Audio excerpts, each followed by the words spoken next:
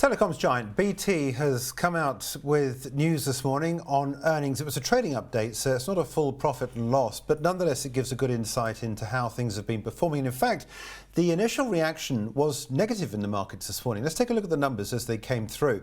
It is a trading update for third quarter.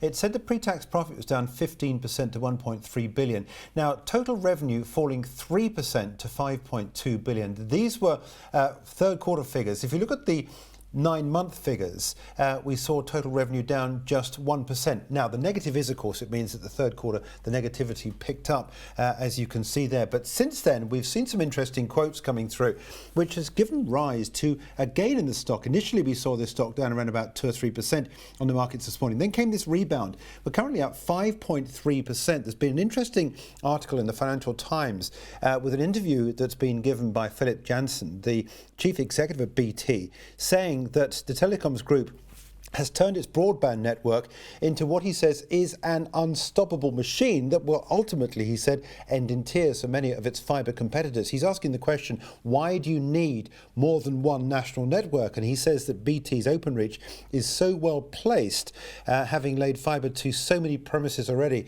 and still continuing to roll that out. The problem is with that is it then becomes a monopoly, and that then has its own issues.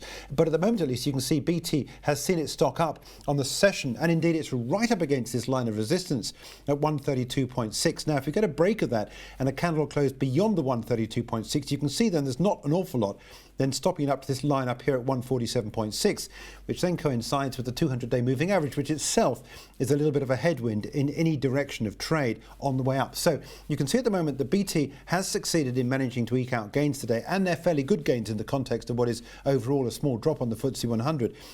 In the news this morning, that the company has come through with those figures for the third quarter of this year. Next to look out for in 3 months' time, of course, will be full year numbers when many will be hoping, if they're long on this, to go up to this 147 level, up to the 200-day moving average. If you are long on this, your stop goes underneath the 120 pence level with a view to taking it up. That won't happen immediately. We'll have to see some more good news coming through, but BT clearly thinks it's in a good position as it looks out for the rest of the year.